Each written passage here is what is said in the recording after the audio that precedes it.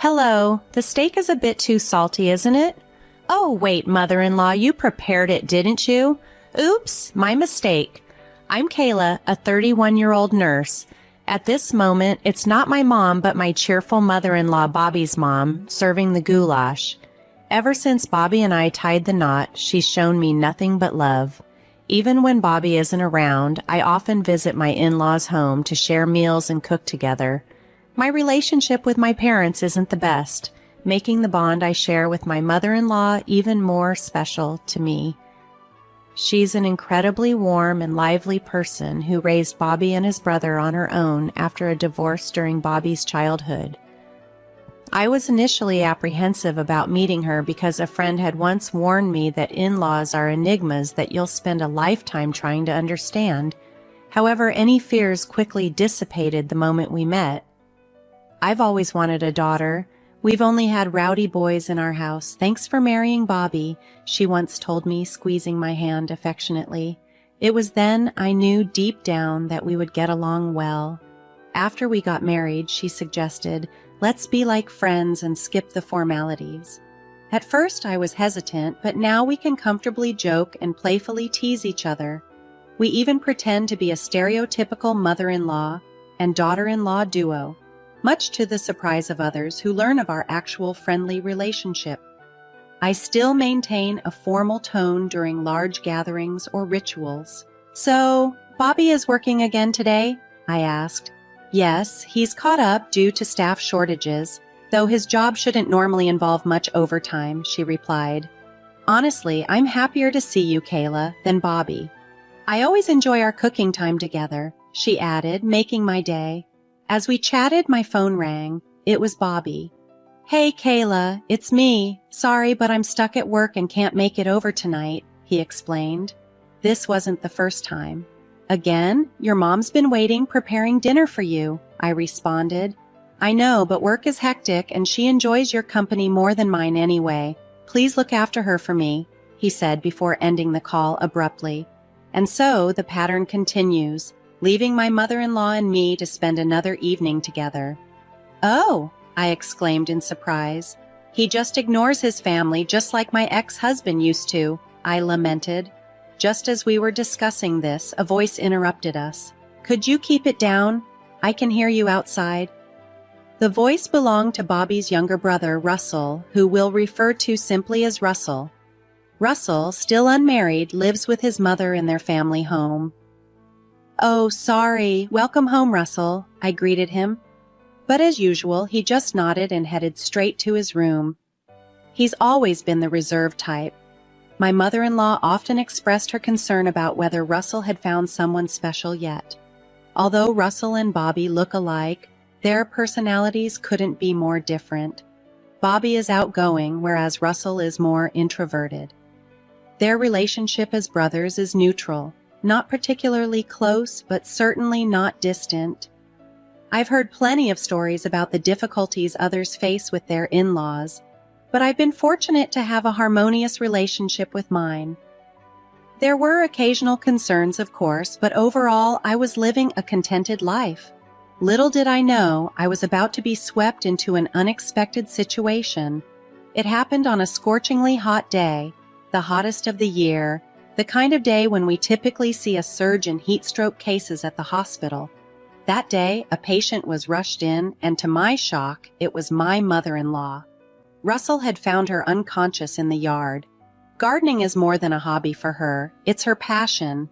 The yard is always blooming with a variety of plants that change seasonally. On pleasant days, she loves to spend time in the garden, sometimes enjoying a cup of tea. Unfortunately, it seemed she had collapsed from heat exhaustion while deeply engrossed in her gardening. Russell, who looked deeply concerned, pleaded with me, "Please help my mom." Seeing the worry etched on Russell's face made me realize how deeply he cared for her. I reassured him, "Don't worry, everything is going to be all right. Have you told Bobby about this?" Russell shook his head. I tried calling him several times, but he never answered. Is Bobby working today? He should be off today. When I left for work this morning, he was still asleep, I replied. No, he's off today. He might still be sleeping. I'll contact him, I said. then asked Russell, "Could you handle the hospital admission procedures for your mom?" "Of course, thank you so much," Russell replied gratefully. Fortunately, it turned out that my mother-in-law had only suffered mild dehydration. After receiving intravenous fluids, she regained consciousness and was even able to chat. Despite insisting she was fine, she was hospitalized for a few days for further tests and observation. I must have overexerted myself because I suddenly felt weak and collapsed. "I'm sorry for causing you worry, Russell," I apologized as I regained some strength. Russell, ever the stoic, brushed it off with a simple, "Not a big deal," maintaining his usual cool composure. Realizing I hadn't yet contacted Bobby, I dialed his number several times but received no response until finally a groggy voice answered. "Hello?" "Bobby, you finally picked up. How long do you plan on sleeping?" I asked, trying to hide my irritation. His response came lazily. "Actually, I've been up for a while. I haven't seen Mom recently and thought I should do something nice, so I took her to a gourmet bistro." His words sounded suspicious, and I felt a pang of realization. I see. She must be happy then. "Yeah, she seemed really happy. She's so clingy, it's almost troublesome," he said nonchalantly. Just as he was about to end the call, I interjected, "Wait, can you put her on the phone? I'd like to speak with her." He hesitated, clearly caught off guard. No, she just went to the bathroom. I'll pass on the message." "That's okay, I'll ask her myself next time I see her." "Are you coming home early today?" I probed. "Sorry, but I have to work after this." Russell tried calling me earlier too, but I figured it wasn't anything urgent, so I just ignored it. He laughed before abruptly hanging up. His dismissive attitude and flimsy excuses made it clear to me. I had suspected it for some time, but now it was evident that Bobby was having an affair, likely lost in a romantic daydream with someone else. Determined not to let him off the hook easily, I began to plan my next steps. On the day I confirmed Bobby's betrayal, I packed my belongings and left our home. I left behind my wedding ring and a note that simply read, "Be ready," on the desk. I rented a hotel room near my workplace and started living there. My life as a nurse afforded me a decent salary, and because I often visited my in-laws on my days off, I didn't have many expenses. Though I hadn't saved much money since getting married, the idea of my financial resources dwindling was a concern, but one I was prepared to handle. With a few possessions and a strong resolve, I faced the new chapter of my life head-on, ready to confront the challenges ahead. I had resolved to make Bobby account for everything that had been lost. The day after I left our home, he tried to contact me, presumably having returned in the early morning and realizing the gravity of the situation. Despite his multiple calls, I chose to ignore them. When it became clear that I wasn't going to answer, he began to flood my inbox with messages. Initially, his texts were pleading, "Kayla, you must have misunderstood something. I'm worried. Please come home. It was my fault." However, as time passed, his tone shifted dramatically, becoming more demanding. "Hey, respond to me. If you want a divorce, go ahead. You're the one who mentioned divorce, so I expect alimony." Then he would swing back to apologize. His erratic messages made me question his emotional stability. Seeing him become increasingly desperate, I knew it was time to confront the situation. The following week, I visited the in-laws to celebrate my mother-in-law's discharge from the hospital after her tests came back clear. "Thank you, Kayla, for organizing this lovely gathering." My mother-in-law expressed her gratitude as we planned to enjoy her favorite cake from the bakery she adored. Her face lit up with joy when I mentioned the cake. During the celebration, she inquired quietly, "So, how are things with that matter?" "All the preparations are complete. I can't wait," I replied with a determined smile. As we were enjoying our dinner, the doorbell rang. The seriousness that washed over my mother-in-law's face when she saw who was on the intercom told me everything I needed to know. "Come in," she said coldly, and the front door opened to reveal Bobby, whom I had insisted must come as we needed to talk. I had already shared everything with my mother-in-law about Bobby's infidelity, and she was understandably furious. However, she repeatedly apologized for her son's actions, which made me feel guilty. "Kayla, why didn't you contact me? I've been so worried," Bobby began, trying to cut through the tension. "It's fine, cut the drama," I interrupted.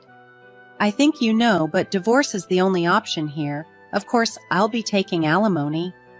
The topic of money instantly triggered a defensive response from Bobby, who up to that point had seemed somewhat composed. "What? Why do I have to pay the alimony? It should be Kayla who pays."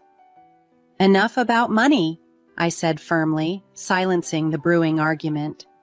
The time for discussions had passed, and it was now a matter of taking formal steps to address the dissolution of our marriage. I couldn't help but question Bobby's reasoning abilities, but I knew that getting emotional wouldn't help the situation. I needed to keep a level head. Calmly, I responded, "You're the one who cheated. It's clear you're at fault, and you should be the one to pay alimony." Despite his muttered protests, the usually reserved figure of my mother-in-law reached her breaking point. "Bobby, you're just spouting nonsense. Just go ahead, get the divorce, and pay Kayla the alimony, and don't you dare show your face here again, or I'll bury you in the garden," she exclaimed, her patience finally worn thin. As she was about to continue her tirade, I quickly intervened to prevent any further outbursts. "Bobby, aren't you ashamed to put your parents through this? Sign these," I urged, placing the prepared divorce papers in front of him. He looked visibly shocked, perhaps not expecting the divorce talk to become so real. His surprise deepened when I questioned, "Why did you come alone today? Didn't I ask you to bring her along?" Taking him back with my glare, he responded seriously, "I did talk to her, and she seemed willing, so I brought her along. She's waiting in the car right now." Frustrated with his mumbling, I snapped, "Just go get her." Understanding the urgency, he left and soon returned with a woman whose presence was anything but subtle. "Excuse us," the woman entered with a grating voice, brimming with inappropriate enthusiasm for the situation. "Hi there, mother-in-law. Nice to meet you. I'm Alexis." "And long time no see, Kayla," she said with a chuckle upon seeing me. "Alexis," I remarked dryly, not impressed. "I'm surprised you haven't changed at all." It was not a compliment. I was referring to her personality, which seemed as brash as ever.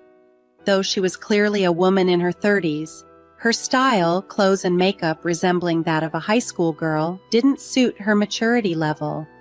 "Really? That's so nice. Maybe it's because I go to a good beauty salon. As for you, Kayla, have you aged a bit?" she said, laughing snidely. Bobby, my husband, looked stunned by the exchange. You two know each other?" "Yes, we were classmates in high school. Haven't seen each other since we graduated, but who would have thought we'd meet again like this?" I replied. Bobby, seeming oddly relieved by this revelation, made an absurd suggestion. "Oh, come on, you could have said that sooner. If she's your friend, there's no alimony, right? That's good news." The situation was farcical and surreal. Bobby's attempt to twist the narrative showed his desperation, but it was clear to me that our paths had diverged irreversibly. The time had come to set the terms clear, despite his delusions. Bobby's absurd declaration that he wouldn't have to pay a dime because Alexis was my friend left me speechless with disbelief. "No, we're not friends," I corrected sharply, disgusted as he referred to her as my princess, a term that brought back unpleasant memories from our early dating days when he used to call me Princess Kayla. It was so irksome that I eventually made him stop. His penchant for cringeworthy nicknames had always been a sore point. When I first discovered Bobby's betrayal, I didn't hesitate to consult a lawyer. As the investigation unfolded, it turned out his affair was with Alexis, a woman notorious for pursuing other women's partners. She had a history of flirting with taken men, often sparking disputes despite her less-than-average looks. However, her overflowing confidence seemed to make her believe she was the most attractive person around. I rarely engage with social media, but a friend informed me that Alexis was quite active there, boldly messaging any man she fancied. It turns out she had reconnected with Bobby this way. Learning that Alexis worked as a housemaid added to the surreal nature of the revelation. It felt demeaning that my husband's mistress was someone who behaved in such a low manner. "I'm tired of this conversation. Can you just sign the papers quickly?" I urged Bobby, who had been dragging his feet about the divorce. Surprisingly, he signed the divorce papers without further hesitation, still under the delusion that there would be no need for alimony. "Now I can finally be with you, Bobby. I'll always be your pretty wife," Alexis cooed, trying to sound endearing, a sight painfully awkward to witness, especially from a woman in her 30s. Despite the absurdity, Bobby seemed unfazed, which made me question his judgment. "So, mother-in-law, please get along with me from now on," Alexis chirped, trying to win over my mother-in-law, who flatly responded, "No thanks," with a tone that brooked no argument. Alexis began to whine to Bobby, complaining about the unfairness, even as he started rambling about how she's good friends with Kayla. Just then, my brother-in-law Russell walked in, catching the tail end of the drama with a wry smile, instantly grasping the situation. "Wait, isn't that Russell? No way, are you the brother he mentioned?"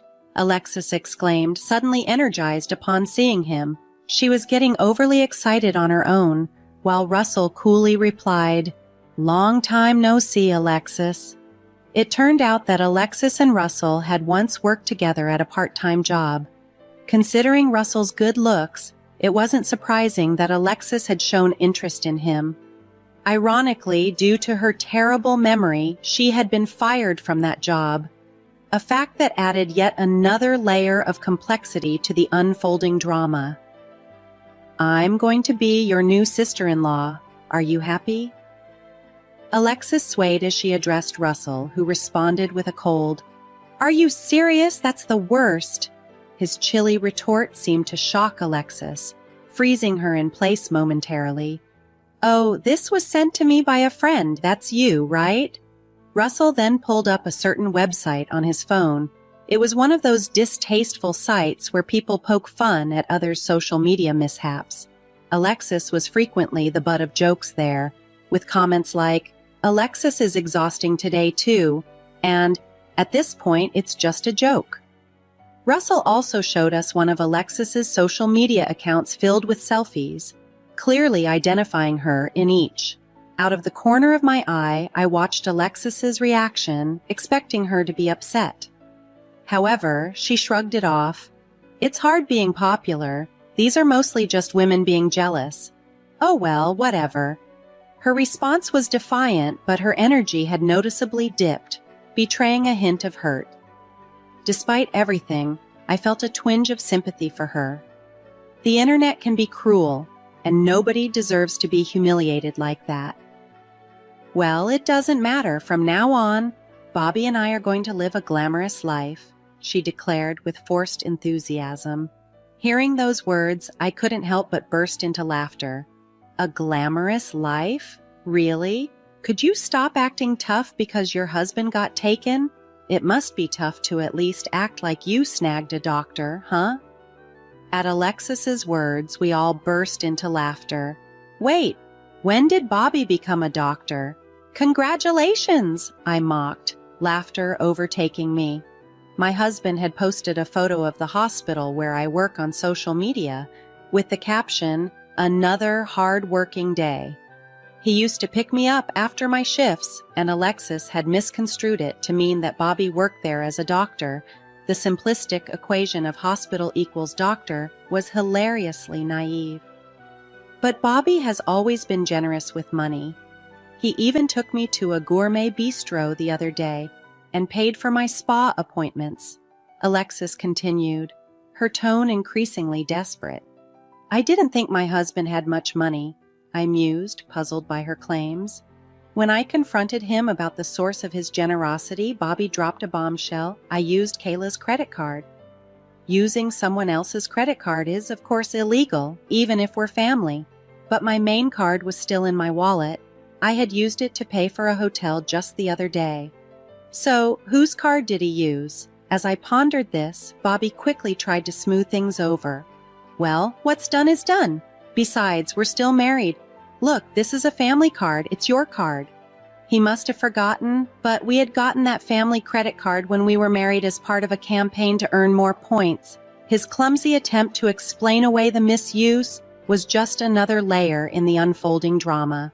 I always had my own credit card, so I never needed to use our joint account. The payment this time must have been from his own funds, I thought to myself. You still have your severance pay from your previous job, right?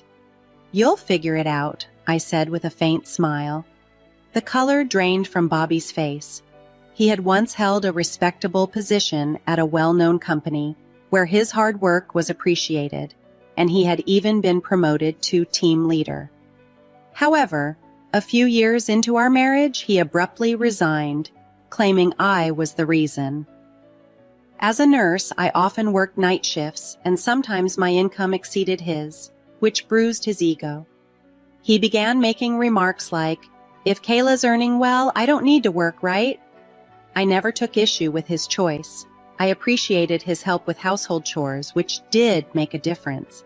Yet the financial burden of being the sole earner was heavy. Almost all of my salary went towards our living expenses, leaving me with no savings. Bobby always found excuses to avoid visiting my in-laws, likely fearing my mother-in-law's comments on his unemployment. I had naively hoped he would eventually seek stable employment again. Then, one day, Bobby proudly announced he had secured a job. He had started working part-time at a convenience store near the train station and had quickly been promoted to team leader. As I relayed this story, Alexis scoffed under her breath. Convenience store team leader? Then, as if a switch had flipped, she stood up abruptly, shouting, "You've been lying to me. You're the worst. I'm going to sue you." She stormed out like a frightened rabbit. Watching her hurried departure, I thought to myself, it's you who's going to get sued, sorry to say, though I kept these words to myself. The room fell into an eerie silence after her exit, until it was broken by Bobby, unbelievably saying, "Well, that's how it is, Kayla. Let's get along from now on." Stunned by his cluelessness, I was about to react when my brother-in-law Russell, a former judo team captain, gracefully flipped Bobby over with a perfect throw. My mother-in-law clapped, exclaiming, "What a throw!" I struggled to suppress my laughter. Bobby, who had some judo experience himself, looked utterly foolish, taken by complete surprise. Following these events, I swiftly filed for divorce. Bobby ended up paying me alimony from a term deposit that had matured before our marriage. He once showed up at my workplace post-divorce looking rather pitiful, but after I threatened to call the police if he ever returned, he never appeared again. Considering pursuing legal action against Alexis crossed my mind, but ultimately I decided against it. The thought of entangling myself further with her was unappealing. I felt certain that her actions would eventually lead to her facing difficulties. During a consultation with my lawyer, I learned more unsettling news about Alexis. The woman your husband was involved with has been a problem for several others as well, my lawyer informed me. It turned out Alexis had entangled herself with many people, not just my husband, and her actions had affected over 10 victims. These included individuals whose marriages she had disrupted and others who had lent her money only to see her disappear. It was clear that she was bound to face consequences for her behavior. A few days later, a high school friend sent me a viral video that had been circulating on social media. It showed a group of angry victims gathered in front of Alexis's house, loudly demanding, "Give back our money, we'll never forgive you." The situation escalated to the point where the police had to intervene. Amidst the chaos, Alexis was seen yelling from her window, "I did nothing wrong." To my surprise, Bobby, my ex-husband, was among the crowd of victims. Seeing him there, I felt a deep sense of relief that I had made the right decision to divorce such a misguided man. Despite the divorce, I maintained a friendship with my former mother-in-law. We occasionally met for meals, continuing our relationship as friends rather than relatives. It was a comforting reminder that not all ties had to be severed because of the divorce. Sometime later, my former brother-in-law Russell shared some happy news with me. "I'm getting married," he announced, introducing me to his charming girlfriend whom he had been dating since high school. Russell had moved on to a reputable company and had kindly invited me to his wedding.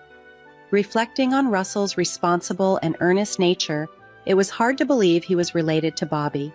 I felt confident that Russell would build a strong and loving family. With these thoughts, I was inspired to continue my work with renewed vigor. As a proud nurse, I was determined to keep giving my best, uplifted by the positive connections I still had, and the strength I drew from my resilience.